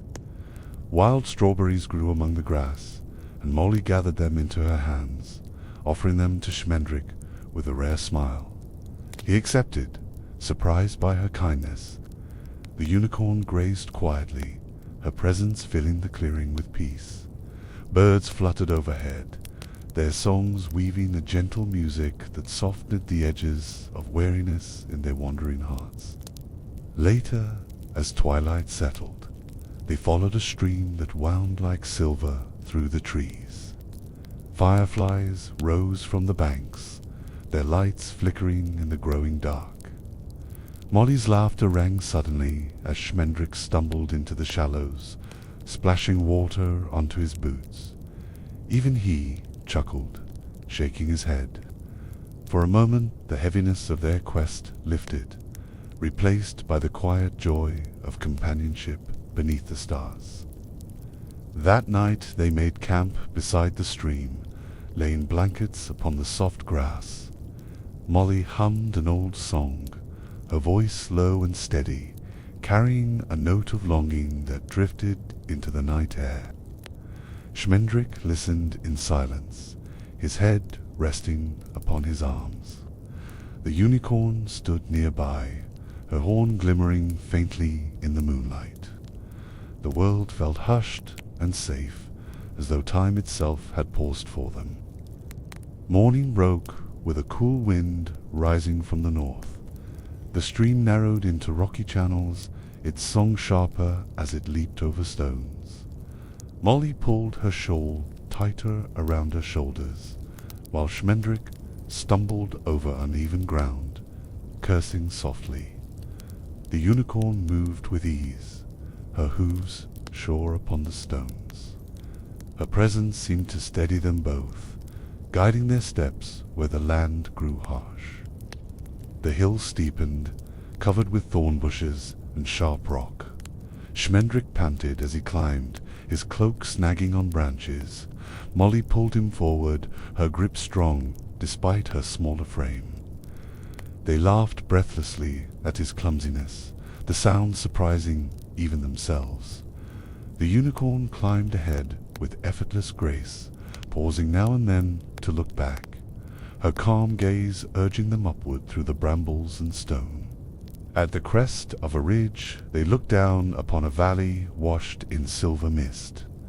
Trees rose from the fog like islands, and a river wound through the haze, gleaming faintly in the dawn. The sight stilled their laughter, replacing it with awe. Molly whispered that the world still held wonders even after sorrow. The unicorn stood tall at the edge, her mane lifting in the cool wind. They descended into the valley, the mist curling around their legs. Sound seemed muffled, and every step echoed, as if the air itself held memory. Schmendrick muttered that this place felt haunted, but Molly only smiled faintly, saying not all ghosts were cruel. The unicorn moved forward without hesitation, her horn gleaming softly, a light in the greyness. Together they followed her deeper into the shrouded path. At the valley floor they found an ancient stone well, its walls half collapsed and its surface covered in moss. Water shimmered faintly inside, though no bucket hung from the frame. Molly peered within, her reflection wavering among ripples. Schmendrick dropped the pebble and watched it vanish soundlessly. The unicorn bent her head, sensing a lingering magic here, not dark but old, as though forgotten prayers still echoed within the stone. They left the well behind and pressed onward, the mist thinning as the sun rose higher. Birds emerged from the fog, their wings flashing silver in the light. Molly breathed deeply, her steps strong despite the rough path. Schmendrick lagged behind, muttering that he preferred inns to endless walking. The unicorn glanced back at him, her gaze calm, and he sighed before trudging forward once more. By midday they reached a meadow bright with wildflowers, colors spread in wide patches of gold, violet, and crimson, the air rich with their fragrance. Molly knelt to gather a few blooms, weaving them into her hair with a faint smile. Schmendrick tried to follow her example, but the flowers slipped from his fingers, leaving only a crooked chain. They both laughed, the sound light against the summer air. The unicorn grazed at the meadow's edge, her presence making the flowers seem brighter still. Bees drifted lazily from blossom to blossom, their hum blending with the rustle of grass. Molly lay back among the blooms, her eyes closing, content for a rare moment of peace. Schmendrick sat cross-legged nearby, picking at his cloak while pretending not to watch the unicorn. The meadow held them in gentle calm. As clouds gathered in the afternoon sky, they continued along the winding road. The air cooled, and thunder rumbled faintly in the distance. Molly pulled her shawl close, urging them to quicken their steps. Schmendrick grumbled, his boots sinking into the dampening soil. The unicorn walked steadily, her mane lifted by the wind, her calm presence steadying them as the first drops of rain touched their shoulders. They sought shelter beneath a grove of oaks, their branches broad enough to catch the rain. Water dripped steadily from the leaves, pattering softly around them. Molly struck a spark and coaxed a small fire to life despite the damp. Schmendrick huddled close, muttering spells to keep the smoke from his eyes. The unicorn stood apart, rain glistening on her coat like liquid silver, untroubled by the storm. The fire crackled weakly, its glow pushing back the shadows beneath the oaks. Rain fell in steady streams, hissing when it touched the embers. Molly drew her cloak tightly and stared into the flames, her thoughts far away. Schmendrick rubbed his hands, shivering despite the warmth. The unicorn stood beyond the circle of light, her horn glimmering faintly whenever lightning flickered across the clouded sky. Molly spoke at last, her voice soft yet steady. She told of days wasted among men who cared only for greed, of years slipping past while she longed for something greater. Her words carried both sorrow and defiance. Schmendrick listened with lowered eyes, ashamed of his own failures.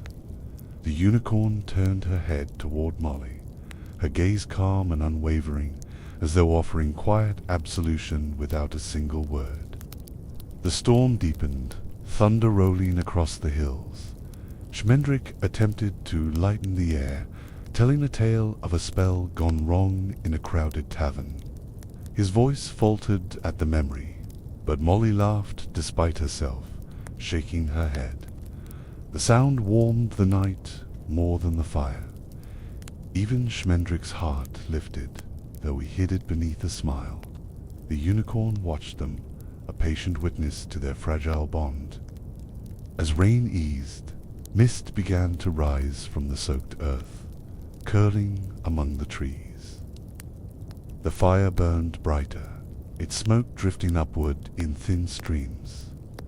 Molly leaned against a fallen branch, her eyes heavy with sleep. Schmendrick slumped beside her, cloak pulled close. The unicorn lowered her head, listening to the rhythm of their breaths, steady and human, a sound both fragile and grounding beneath the timeless sky. When dawn returned, the forest glistened as though washed clean.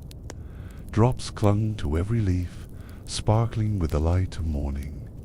Molly stirred the ashes of the fire with her boot, her face lined but resolute. Schmendrick yawned and rose stiffly, muttering complaints softened by the calm air. The unicorn stepped forward, her hooves sinking lightly into the damp soil, her mane bright against the waking green of the world. The path wound upward through dripping branches until they broke into open country. Hills stretched ahead, green and shining under the fresh light. Birds wheeled high above, their wings flashing against the blue.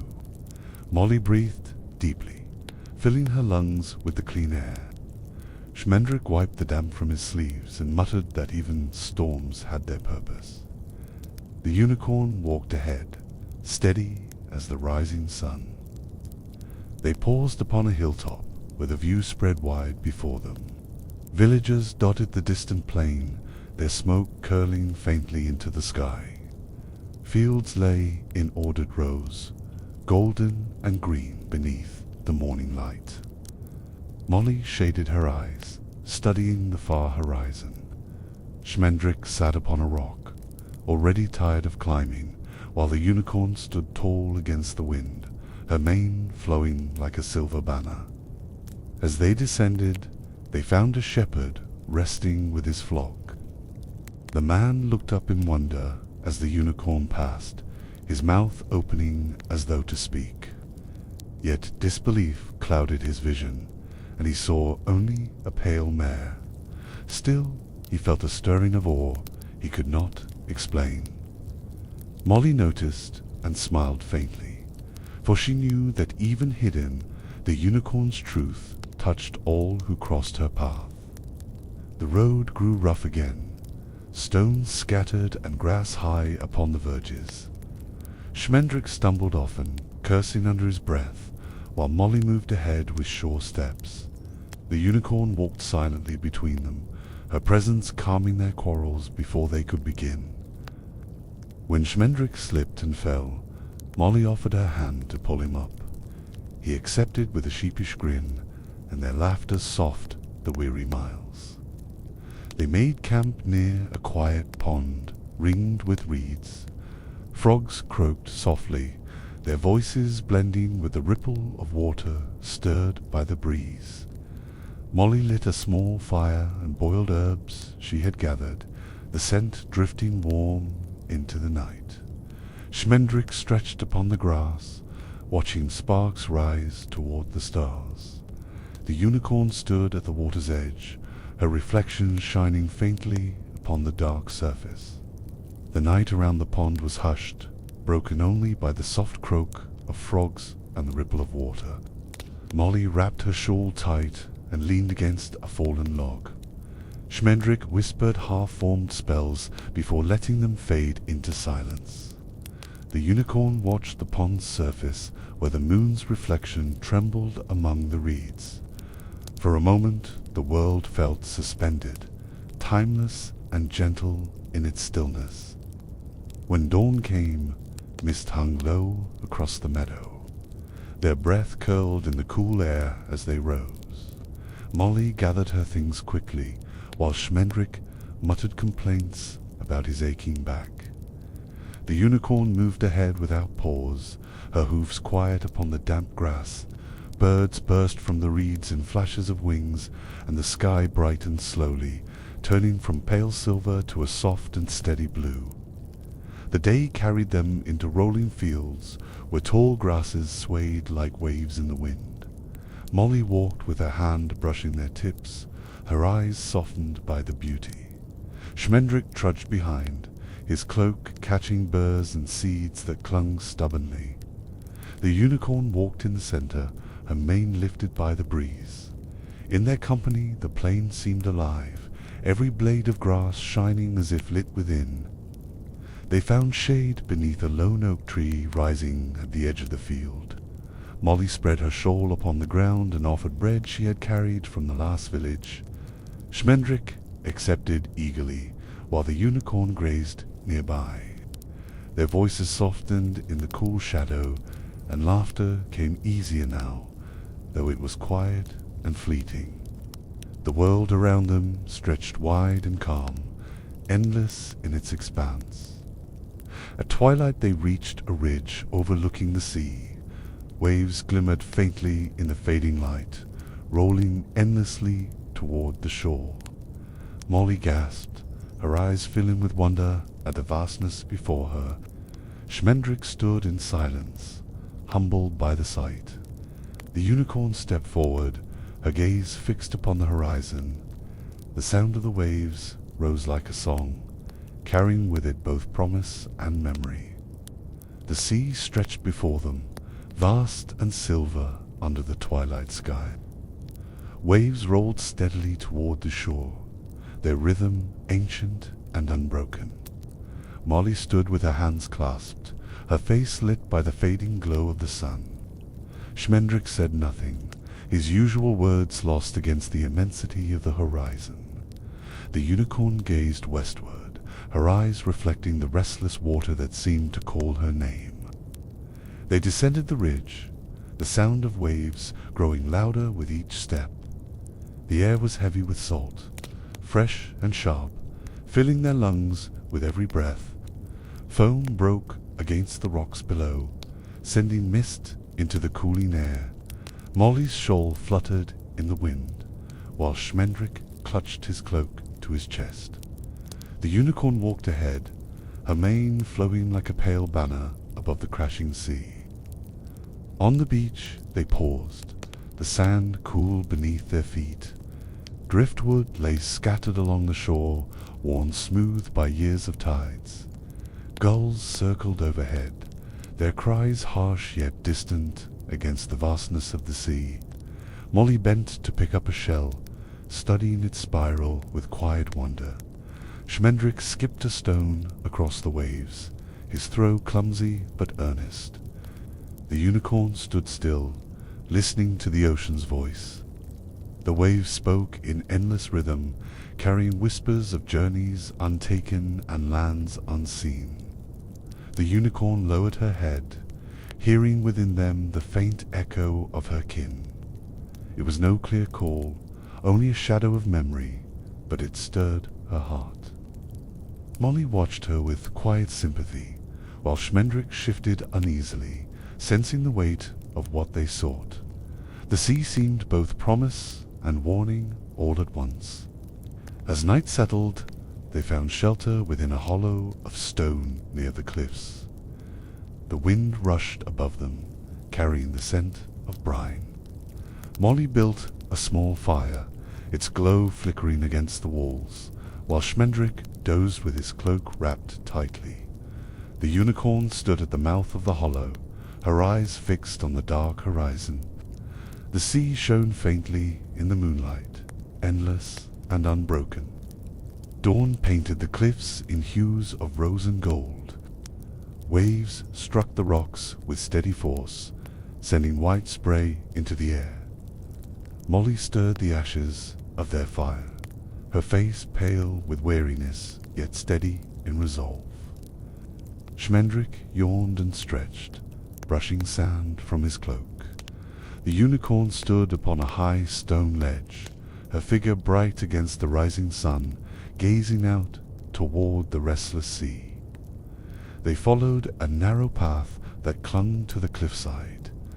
The wind pressed hard against them, tugging at their cloaks and hair. Schmendrick gripped the rocks nervously, muttering spells for balance, while Molly walked with firm steps. The unicorn moved without falter, her hooves sure upon the stone. Below, the waves roared endlessly, filling the air with the voice of the deep as though urging them onward. At midday the path widened, revealing the outline of a castle rising upon a distant cliff. Its walls were dark and sharp against the sky, towers leaning like weary sentinels. Molly shaded her eyes and frowned. Schmendrick shivered, muttering that no joy lived in such a place. The unicorn gazed at it in silence. Though forbidding, it seemed to draw her forward, its presence heavy upon the horizon. They rested upon a grassy slope where the sea met the land in a sheltered cove. Molly gathered herbs among the rocks, while Schmendrick tried once more to practice his spells. Sparks flickered uselessly from his fingertips, and he cursed softly. The unicorn grazed nearby, her calm presence easing his frustration. She seemed to glow faintly in the sea wind, a reminder of purity even in a harsh world. That evening, clouds gathered, covering the sky in deep grey. The sea darkened, its waves crashing harder against the cliffs. In the distance, the castle loomed closer, its towers shrouded in mist. Molly wrapped her shawl tightly, her eyes fixed on its shadowed outline. Schmendrick sighed heavily, muttering that only sorrow awaited within. The unicorn stepped forward, her gaze steady, unshaken by the growing storm around them. The path grew steeper as they climbed toward the cliff where the castle stood. Loose stones slid beneath their feet, and the wind howled through jagged gaps in the rocks. Molly pressed forward without complaint. Her eyes narrowed against the gale. Schmendrick stumbled often, clutching at his cloak. The unicorn moved with quiet certainty, her presence like a lantern guiding them through the grey and restless air. By afternoon the castle loomed high above, its walls dark and worn by salt and storm. Seabirds circled its towers, their cries sharp against the wind. No banners flew from its heights, and no sign of welcome marked its gate. The place seemed carved from shadow itself, standing alone against the endless sea. Molly whispered that such walls were built not to protect, but to keep joy forever out. They crossed a barren stretch of land where nothing grew but dry grass clinging to the stone. The ground was hard, the color of ash, and the air smelled faintly of iron. Schmendrick shivered, saying the land itself seemed drained by the castle's shadow. Molly held her shawl close, her steps steady despite the chill. The unicorn walked at their center, her light contrasting the bleakness of the path. Near the castle gates they found a twisted tree bent low by the sea wind. Its branches reached like withered hands toward the cliffs. Beneath it stood a stone well, cracked and dry, a mirror of the barren land. Molly paused to rest her hand against the trunk, her face solemn. Schmendrick muttered that the place felt cursed. The unicorn only gazed forward, her eyes steady upon the looming gates. As the sun set, the castle gates creaked open, though no hand pushed them. The sound echoed across the cliffs, deep and hollow. Beyond lay a courtyard of broken stone, weeds sprouting in narrow cracks. No guards stood watch, and no voices stirred within. Molly drew a sharp breath, while Schmendrick hesitated at the threshold. The unicorn stepped first, her hooves ringing softly as she entered the silent domain. The courtyard stretched wide and empty, its stones cracked and darkened by years of salt and storm. A single fountain stood at the center, its basin dry, carved figures worn faceless by time.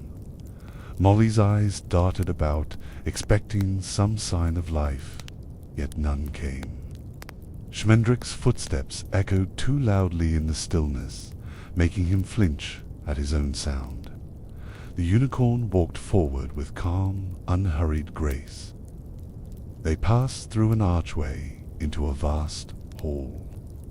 The ceiling rose high above, supported by beams that groaned softly in the wind.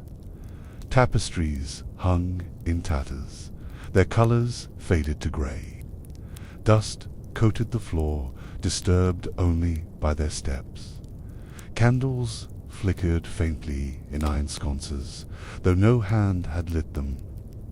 Molly whispered that the air itself felt hollow, as though joy had long since fled these walls. At the far end of the hall sat King Haggard, thin and still as stone. His eyes were pale, reflecting the cold light of the room. His crown rested crooked upon his brow, and his robes hung loose upon his frame.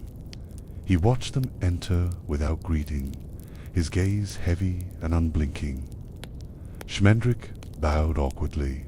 Molly bent her head, but the unicorn stood tall, her eyes meeting his without fear. Haggard's voice broke the silence, low and weary. "Why do you come here?"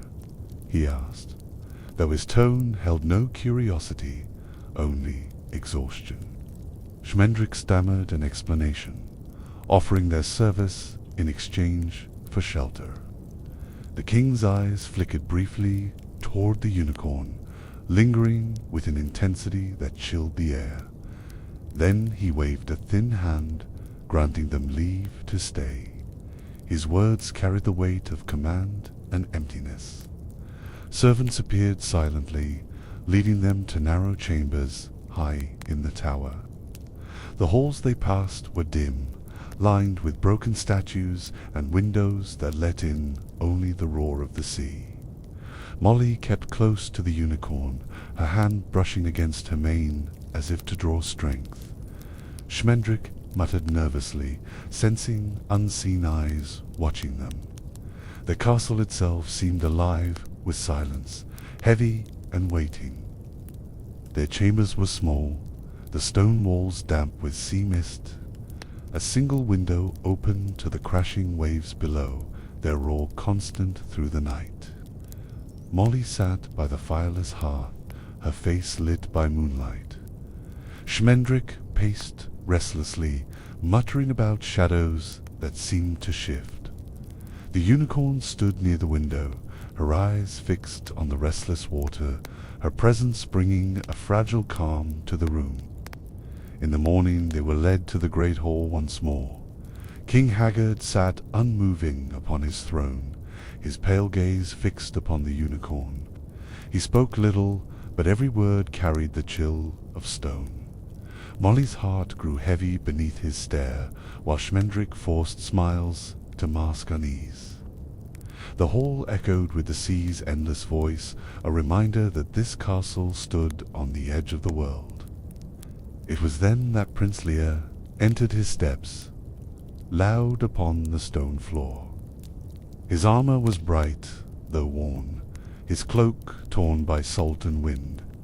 He paused when his eyes fell upon the unicorn, his expression shifting from surprise to wonder.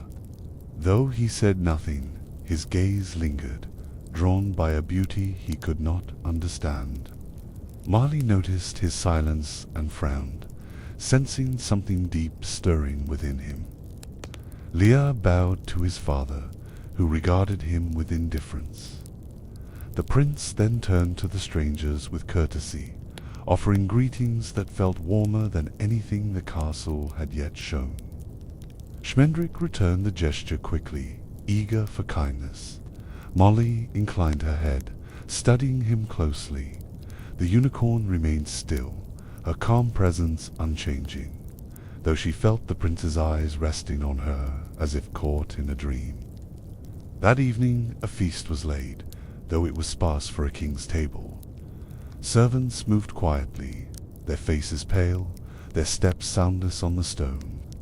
Haggard ate little, watching the unicorn with cold intensity.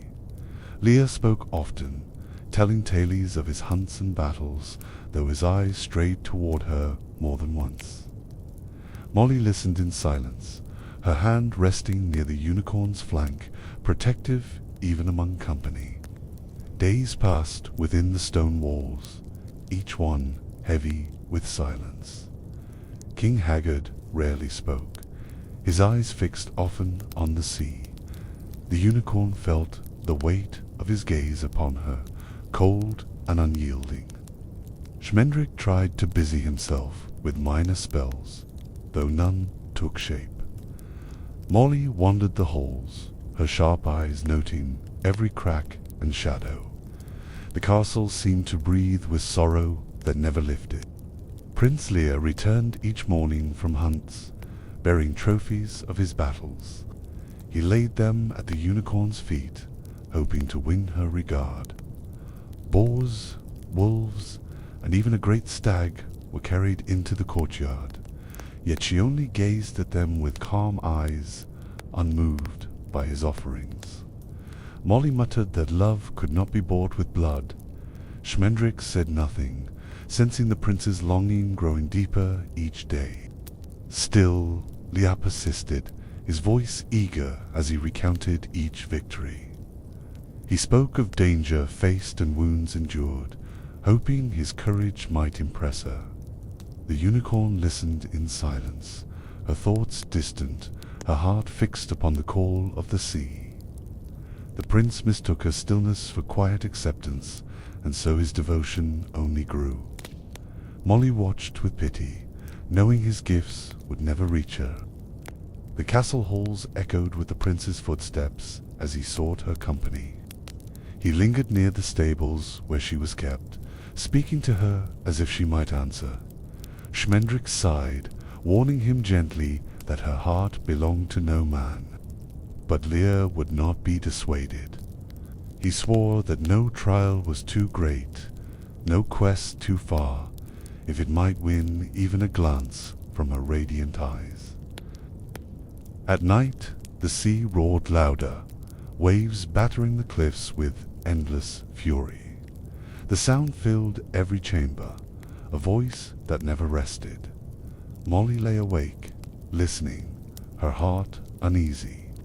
Schmendrick tossed in his bed, muttering spells even in sleep. The unicorn stood by the window, her mane stirring in the sea wind. She felt the call of her kin within the waves, distant yet insistent, rising like a forgotten song. One evening the hall lay quiet, except for the fire that burned low upon the hearth.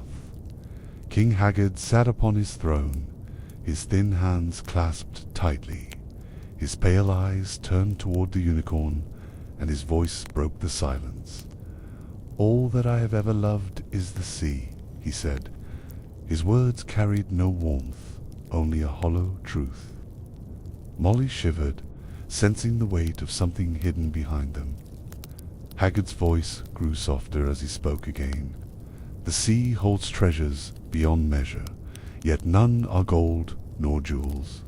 Its depths are filled with a beauty no man can claim. I have seen it. I have held it within my sight, though never within my grasp." His eyes flickered with a strange hunger, and his gaze clung to the unicorn as though she herself were a piece of that vision. Schmendrick leaned close to Molly, whispering that the king's words spoke of the unicorns. She nodded grimly, her lips pressed tight.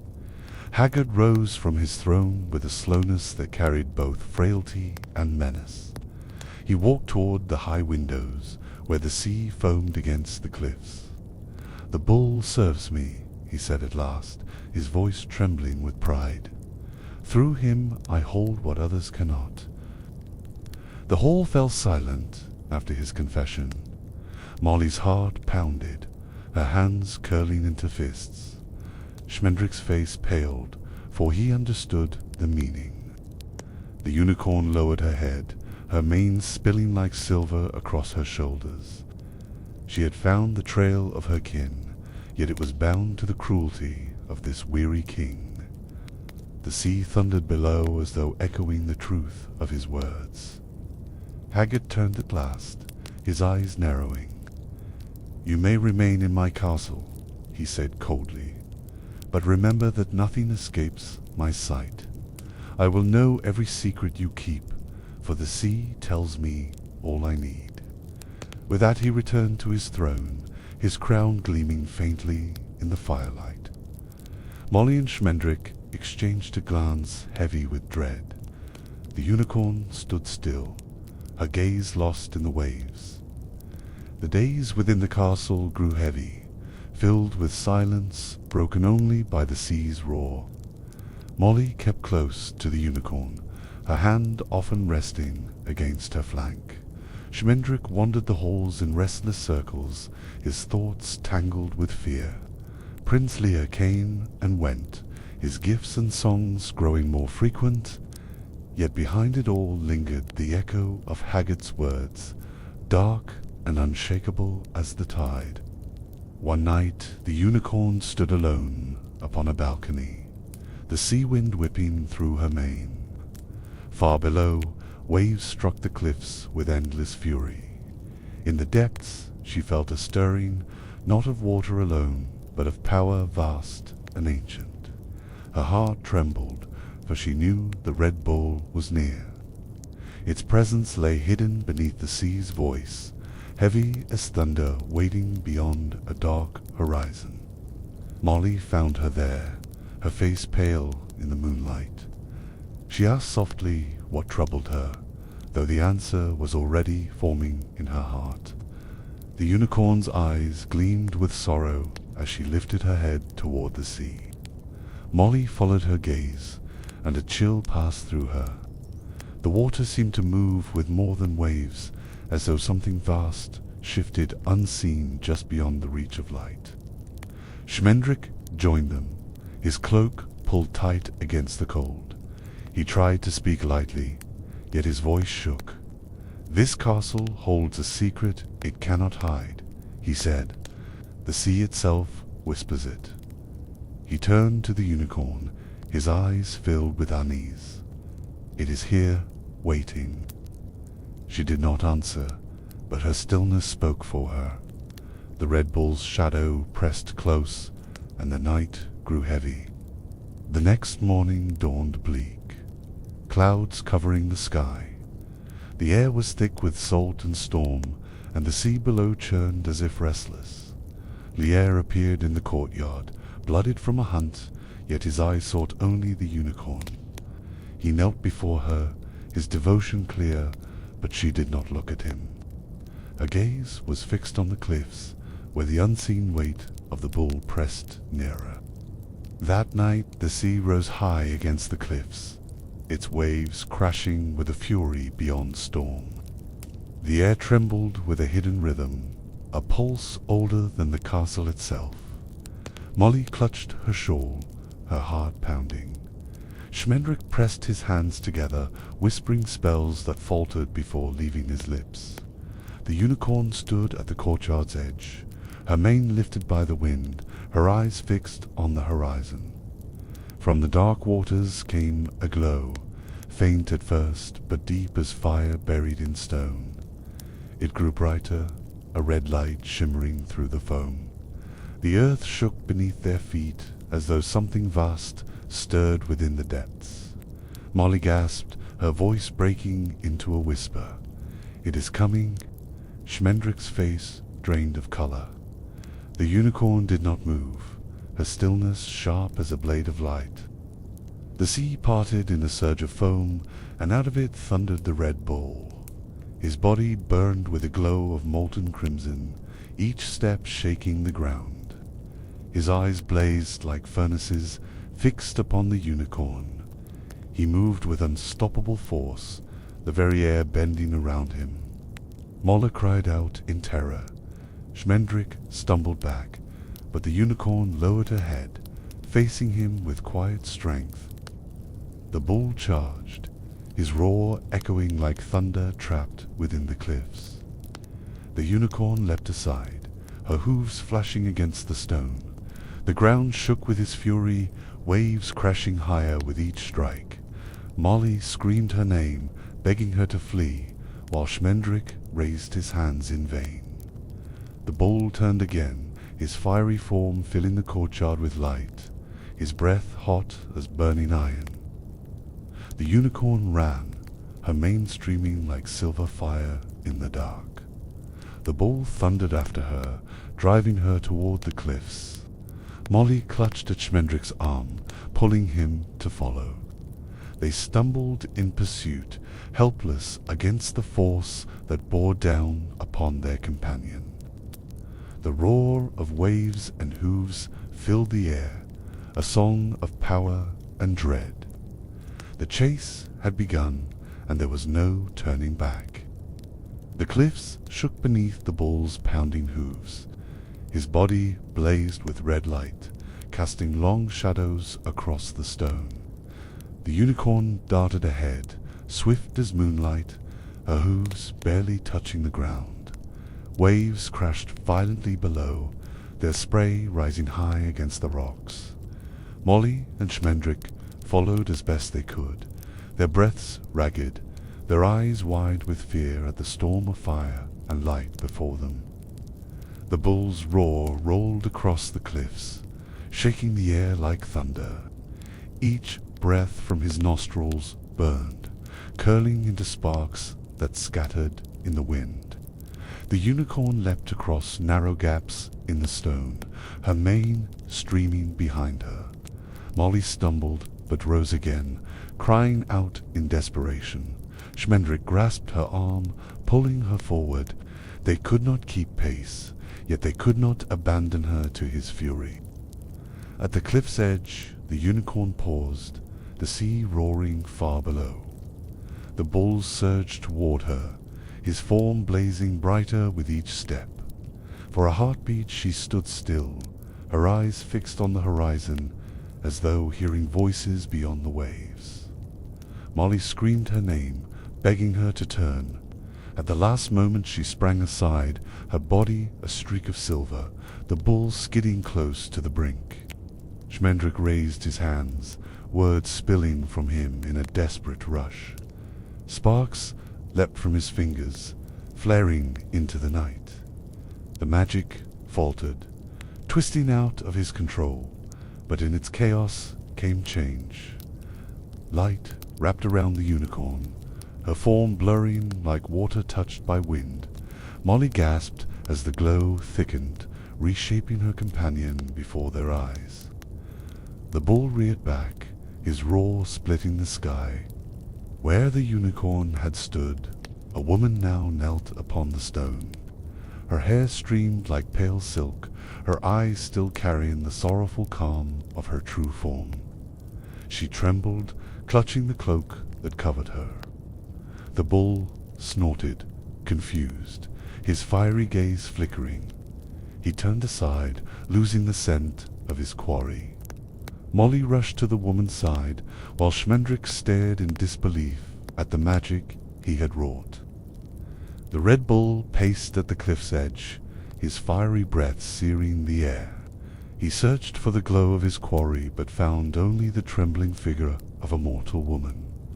With a final roar he turned, vanishing back toward the sea. The cliffs quaked under his retreat, leaving silence behind. Molly held the woman close, her voice urgent with comfort, while Schmendrick stood frozen, fear and awe battling within him. The woman looked down at her hands, pale and trembling. Her eyes, though still filled with the depth of the unicorn, glistened with unfamiliar tears. She whispered that she was changed, her true form hidden away. Molly pressed her hand gently, promising she was not alone. Schmendrick lowered his gaze, ashamed of the reckless magic that had forced this fate. Yet he knew it had saved her from the bull's wrath. Together they helped her back toward the castle, their steps slow and heavy. The sea raged below, waves striking the rocks with endless fury. Molly supported her carefully, while Schmendrick kept watch behind, fearing the bull might return. The woman moved with uncertain grace, her bare feet unsteady upon the stone. Yet her eyes lingered on the horizon, where the voices of her kin still called from beyond the waves. At the castle gates they were met by Prince Lear, who froze at the sight of her. His hunts and trophies were forgotten in an instant. He stepped forward, his eyes filled with awe, as though struck silent by a vision. Molly narrowed her gaze, wary of his sudden devotion, while Schmendrick looked away uneasily. The woman lowered her eyes, unsure of the mortal world she now walked within. King Haggard emerged from the shadows of the courtyard, his pale eyes gleaming as they fell upon her. He said nothing at first, his thin lips curving into a smile that chilled the air. "So," he murmured, "even my halls can still hold beauty." His gaze lingered, heavy and possessive. Molly stepped protectively closer, her shoulders squared. Schmendrick's heart sank, knowing their path had only grown more perilous. Days passed in uneasy rhythm. The woman walked the halls with quiet steps, her beauty drawing every eye. Servants paused in their duties, whispering of a lady who had come from the sea itself. Molly remained near her always, steady as a shield. Schmendrick kept to the edges, fearful of what more his magic might bring. King Haggard watched from his throne, his gaze sharp as a blade never sheathed. Prince Lear devoted himself to her with tireless fervor. Each morning he returned from hunts, bearing trophies, laying them at her feet as if they were treasures. He sang clumsy verses of love, his voice breaking yet earnest. The woman listened in silence, her eyes distant. She did not scorn his gifts, but neither did she welcome them. Her heart remained far from mortal courtship, tied instead to the lost sea. Molly scolded Lyra often, telling him his quests of blood and steel would never win her favor. Yet the prince only smiled, swearing he would prove his worth through any deed. Schmendrick shook his head, muttering that love sought through conquest was blind. Still, Learia's devotion did not falter. He lingered near her every hour he could, his gaze filled with longing that grew deeper with each passing day. The woman spent her nights at the high windows, gazing toward the restless waves. Molly would find her there, her face pale in the moonlight. She confessed in soft whispers that she felt herself fading, forgetting what she had once been. Each hour in this mortal shape pressed upon her like a weight. Molly held her hand firmly, swearing they would find a way to free her from the spell. King Haggard spoke little, yet his presence filled every room. He watched the woman with cold delight, claiming her beauty was proof that his castle still held meaning. His voice carried no warmth, only a hunger that unsettled all who heard it. Schmendrick avoided his gaze, while Molly bristled openly. The woman bore it in silence, though her eyes betrayed sorrow, for she knew his gaze was a cage of its own. Prince Lear began to seek out greater dangers, hunting beasts that no other dared face. He returned, blooded yet smiling, laying each fallen prize before her feet. Wolves with eyes like fire, boars with tusks curved as blades, all became his offerings. The woman lowered her gaze each time, sorrow filling her eyes. Molly whispered that love built on slaughter would never earn her heart, but the prince pressed on. At night the woman grew pale and weary, her steps slow across the cold stone floors. She leaned upon Molly's arm, her breath unsteady. Schmendrick watched helplessly, knowing his magic had trapped her in this fragile form. He cursed himself, yet Molly reminded him it had saved her from the bull. Still, guilt pressed hard upon him. He swore under his breath that somehow he would set her free. The castle's silence deepened with each passing day. Even the servants moved like shadows, their eyes lowered. Only the sea spoke, its voice rising in endless rhythm. The woman listened to it whenever she could, standing by the windows with her hair lifted by the salt wind. She whispered that her kin was still there, beyond the waves, waiting. Molly's heart ached at the longing in her words. Schmendrick studied his books by candlelight, muttering through ancient spells. His hands shook, his words faltered, but he would not stop. Molly kept watch, fearing Haggard might discover them. She urged patience, though her own heart burned with urgency. The woman sat nearby, silent and distant, her eyes always fixed upon the sea. The flames cast her in a pale glow, a reminder of what she once had been. One evening Prince Lear found her by the window and knelt at her side. His voice shook as he confessed his love, promising to fight any foe, to bleed for her, to guard her all his days. She listened quietly, her sorrow deepening. She thanked him softly, her words kind yet final, for her heart was bound not by mortal devotion, but by the call of her kin still lost beyond the sea. The sea grew restless, waves striking harder against the cliffs. At night their thunder shook the halls, rattling windows and doors. Molly woke often, clutching her shawl, while Schmendrick whispered that the bull stirred again. The woman stood at the window, her face pale in the moonlight.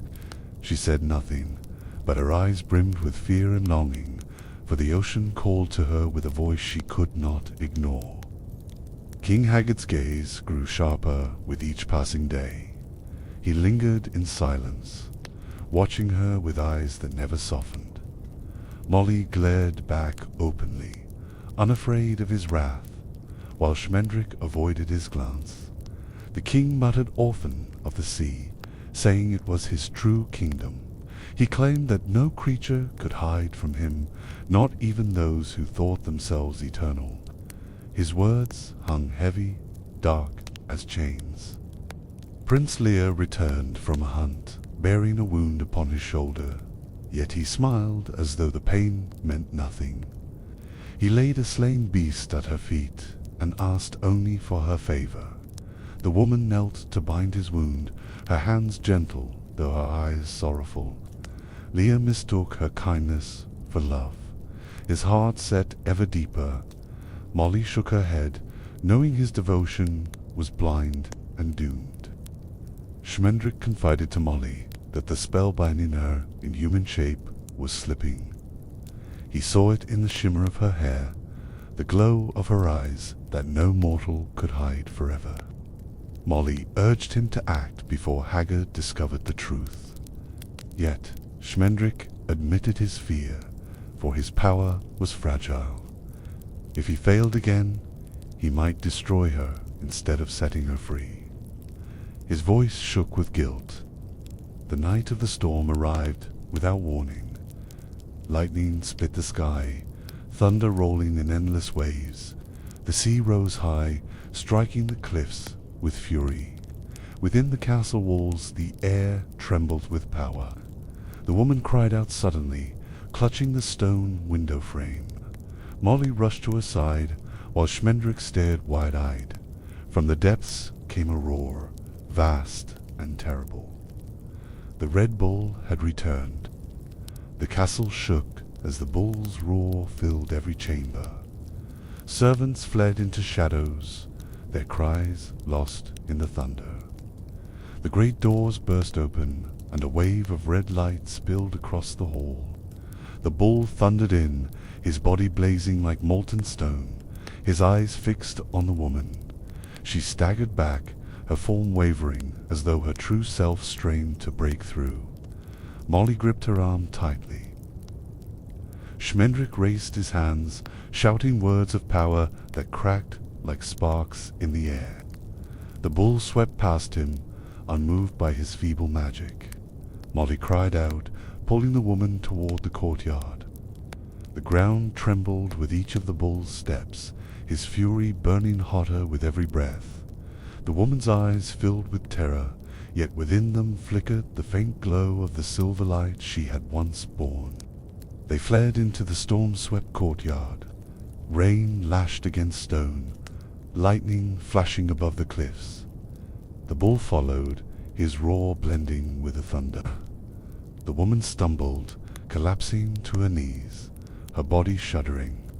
Molly knelt beside her, whispering for her to rise. Schmendrick clutched his cloak and cried out that the spell could not hold her much longer. The bull lowered his head, his horns blazing with fire. Prince Lear burst into the courtyard, his sword raised against the storm. His armor shone with rain, his face pale but resolute. Placed himself between the woman and the bull, shouting defiance into the roar.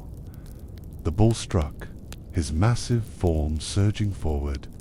Lyra's blade flashed once, but it could not slow the beast. The prince was thrown aside, his body crashing hard against the unyielding stone. Molly cried out for Leary, but the bull pressed on, bearing down upon the woman. Schmendrick fell to his knees, summoning every shred of power within him. Light flared around his hands, wild and unsteady. He shouted her name, his voice breaking as the glow engulfed her. Her form shimmered, the cloak slipping from her shoulders.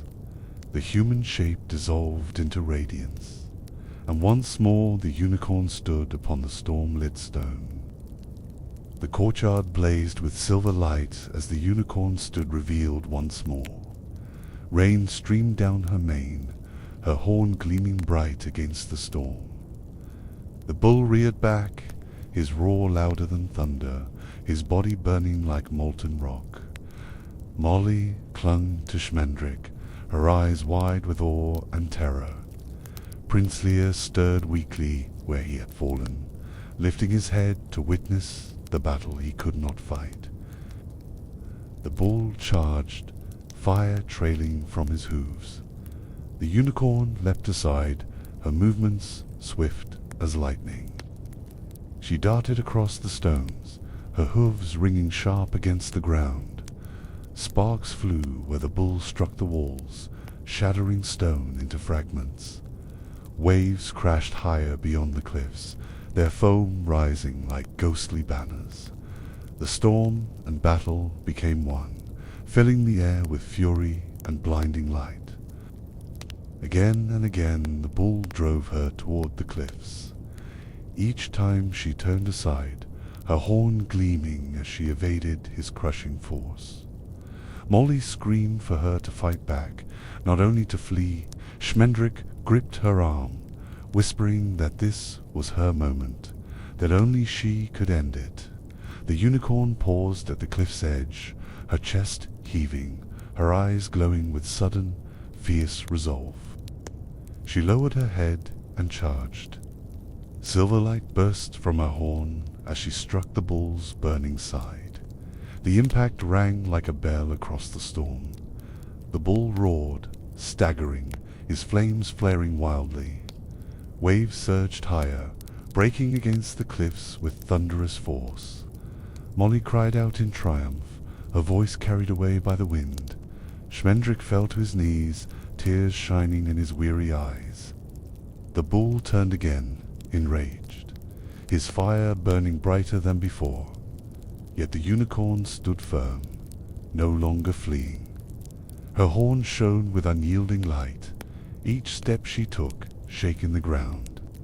Prince Leary dragged himself upright, blooded but unbroken, his voice hoarse as he cried encouragement. The bull bellowed, lowering his head for another charge, but this time the unicorn did not retreat. She met him with fearless grace. The bull thundered forward, the ground shaking under his weight. The unicorn met him head-on, her horn glowing with silver fire. The clash rang through the storm, light and flame colliding with blinding force. The bull staggered but did not fall, his roar split in the air. The unicorn pressed forward, her hooves striking sparks, her mane streaming like light torn from the moon. Waves rose higher, crashing against the walls, flooding the courtyard with spray. The sea itself seemed to rise in answer to the battle. Molly clung to Schmendrick as the ground trembled beneath them. Prince Lear dragged himself closer, his sword useless in his hand, yet his eyes never leaving the unicorn. The bull bellowed again, his fiery breath filling the sky, but she would not yield. Step by step she forced him backward, her horn pressing into his blazing hide. Sparks burst around them, fire and light exploding in the storm. The bull roared in rage, his hooves gouging the stone as he resisted. Yet the unicorn did not falter. Her strength seemed drawn from the sea itself, from the cries of her kin hidden beneath the waves. She pushed him closer to the cliff's edge. The bull stumbled as the stone crumbled beneath his weight. The unicorn drove forward, her horn shining brighter than lightning. His roar shook the cliffs, but the tide rose higher, pressing him back. Molly cried out, her voice breaking with hope. Schmendrick lifted his hands, his magic spilling sparks into the air, though none were needed. The unicorn's power alone was enough to turn the tide of the battle. With a final surge, she struck, her horn piercing his fiery chest. The bull reared, his body blazing like a collapsing star. His roar turned into a scream that echoed across the sea. He toppled backward, his massive form crashing into the waves below. The ocean swallowed him whole, the red glow sinking into the depths until only darkness and storm remained. The cliffs shook, then grew still at last. For a heartbeat the storm held its breath. Then the sea erupted with silver light as shapes surged from the depths. One by one the unicorns returned, their horns glimmering like stars breaking through the waves. They raced toward the shore, countless and radiant, their manes streaming with the spray. Molly fell to her knees, weeping with joy, while Schmendrick whispered in awe, for the old world had awakened again. The unicorns poured across the shore, their hooves striking sparks as they galloped past the castle walls. Their beauty filled the air with a music no song could capture. King Haggard appeared upon the ramparts, his face pale and twisted. His voice rose in fury, crying out that they were his and would always be his. But the tide of silver swept past, untouched by his grasp, free at last. The castle groaned as though alive, stones cracking under the weight of years. The sea surged higher, battering its foundations with relentless force. Haggard clutched the ramparts, his crown slipping as he raged. "They cannot leave me," he cried, his voice breaking. But the wall split beneath him, and with a final scream he fell into the waves. The sea swallowed him whole, his crown vanishing beneath the foam. The unicorns stormed across the cliffs, their horns gleaming in triumph. The Red Bull was gone, and their exile ended. Molly and Schmendrick stood in awe as the tide of silver swept onward, their hearts lifted by the sight. Prince Lear, bloodied and broken, pulled himself upright, his eyes filled with wonder. The unicorn who had led them stood apart, her gaze steady as she watched her kin reclaim the world. As dawn broke, the storm cleared. The sea lay calm, reflecting the light of countless horns fading into distance. The castle lay in ruins, its shadow broken forever. Molly held Schmendrick's hand tightly, her eyes wet with both joy and sorrow. Leering out, weary but alive. The unicorn stood upon the cliff, her mane lifted by the morning wind. She had faced the bull, freed her kin, and endured. The sun rose gently over the broken castle, casting long beams of gold across the cliffs. The sea rolled calm at last, its surface glittering as though nothing terrible had ever stirred within it. Molly stood with her shawl wrapped tight, her eyes fixed on the horizon where the unicorns had vanished. She whispered that the world had been changed forever, though only a few hearts would remember the truth. Schmendrick sat beside her, weary but quiet. He rubbed his hands together, still trembling from the magic that had burst through him. For the first time he felt it had answered when it was needed most. Molly looked at him, seeing not a bumbling trickster, but a man whose power had finally awakened. He lowered his head, humbled by the weight of it, knowing their victory had come at a cost. Prince Lear stood nearby, leaning on his sword for support. His wounds ached, but he paid them no mind. His eyes remained fixed on the unicorn, sorrow and devotion mingling within them. Molly's heart softened as she watched him, for though his love had been hopeless, it had been true. He had faced death without hesitation, and in that courage she saw the echo of a hero's tale. The unicorn moved to the cliff's edge, her mane catching the morning breeze.